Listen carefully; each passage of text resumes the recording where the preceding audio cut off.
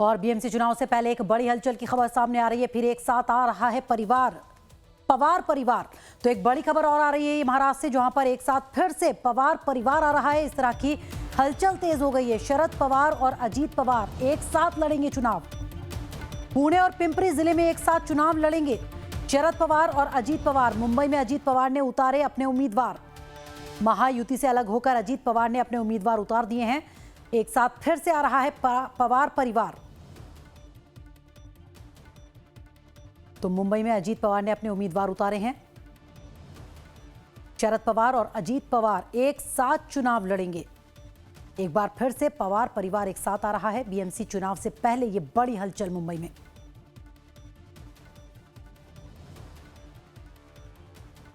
तो मुंबई में अजीत पवार ने अपने उम्मीदवार उतारे।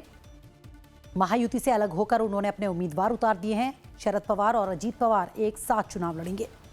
पुणे और पिंपरी जिले में एक साथ चुनाव लड़ने की खबर सामने आ रही है। एक बड़ी हलचल बीएमसी चुनाव से पहले पुणे और पिंपरी में एक साथ चुनाव लड़ने की खबर। महायुति से अलग होकर पवार ने अपने उम्मीदवार उतार दिए हैं।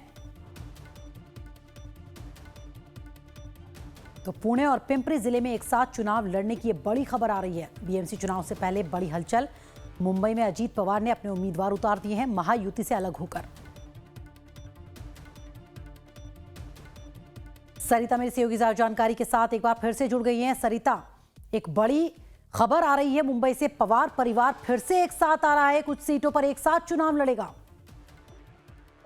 जी बिल्कुल, देखिए अजीत पवार ने अपने बयान में खुद जो ये संकेत दिया है उन्होंने कि वो शरद पवार के साथ मिलकर जो बीएमसी चुनाव लड़ेंगे। और जो उन्होंने ऐलान किया है पुणे के लिए किया है और महाराष्ट्र का जो जिला है पिंपरी चिंचवड, वहाँ पे दोनों जो है एनसीपी पार्टी जो है साथ में मिलकर चुनाव लड़ेंगे। और इसके अलावा जिस तरीके से अटकलें लगाई जा रही थी कि क्या महाराष्ट्र में मुंबई में खासतौर पे महायुति सरकार के साथ अजीत पवार जाएंगे बीएमसी चुनाव लड़ेंगे या नहीं लड़ेंगे, जिस पे भी जो है पिक्चर साफ कर दिया है अजीत पवार ने मुंबई में अपने उम्मीदवारों की लिस्ट जारी कर दी गई है, जिससे साफ समझ में आ रहा है कि वो बीएमसी चुनाव मुंबई में अकेले लड़ेंगे। और ऐसे में जिस तरीके से उनका बयान सामने आया है कि शरद पवार के साथ अजीत पवार जाएंगे चुनाव लड़ेंगे, तो कहीं ना कहीं ये दर्शाता है कि क्या आने वाले समय में भी अजीत पवार एक बार फिर से शरद पवार के साथ पार्टी में जाएंगे या नहीं जाएंगे, ये भी जो है आगे देखना होगा। लेकिन जिस तरीके से अजीत पवार ने आज अपने बयान में ऐलान किया है कि परिवार जो है एक बार फिर से साथ में आ रहा है चुनाव लड़ने के लिए,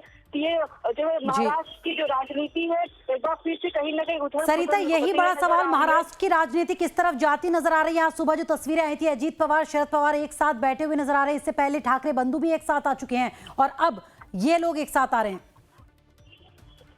जी बिल्कुल, देखिए महाराष्ट्र की समय जो राजनीति है कहा जा नहीं सकता है कि कब क्या हो जाए। जिस तरीके से परिवार देखा जा रहा था, फिर वापस अब बीएमसी इलेक्शन आ रहे हैं, जिसके बाद वापस एक साथ नजर आ रहे हैं। और जिस तरीके से हमने जो बयान सुना है अजीत पवार का, कहीं ना कहीं उनके बयान से ये भी नजर आ रहा था कि वो महायुति सरकार में कहीं ना कहीं नाराज नजर आ रहे हैं, जिसके चलते वो अब जो वापस से शरद पवार के साथ बीएमसी चुनाव के लिए लड़ते हुए नजर आ रहे हैं। और उन्होंने अपनी लिस्ट भी जारी कर दी है मुंबई में कि वो अकेले लड़ेंगे। तो कहीं ना कहीं उनके बयान से ये समझा जा सकता है कि महायुति में वो कहीं नाराज नजर आ रहे हैं, क्योंकि उन्होंने अपने बयान में ये भी कहा था कि जिस तरीके से मुंबई में पार्टी चल रही है और मीटिंग चल रही है, उससे कुछ कहा नहीं जा सकता। तो ये सब उनके जो बयान से हम अगर।